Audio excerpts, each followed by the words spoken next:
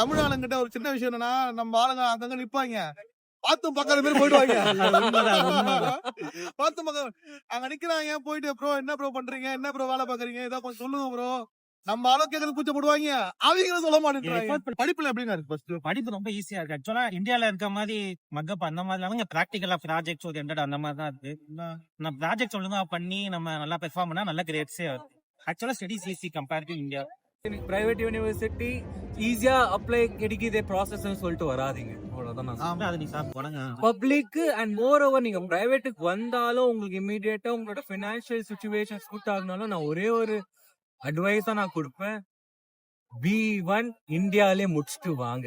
German அங்க கத்துக்கணும் வந்தா தான் இங்க நீங்க சர்வைவ் ஆகிறதுக்கான லாங் டேர்ம்க்கு ஹை பாசிபிலிட்டிஸ் உண்டு. ஆமா, ஏன்னா டைப் சேவம் தமிழ்ல. பப்ளிக்ல படிச்சா நிறைய ஃப்ரீ அக்சஸ் இருக்கு.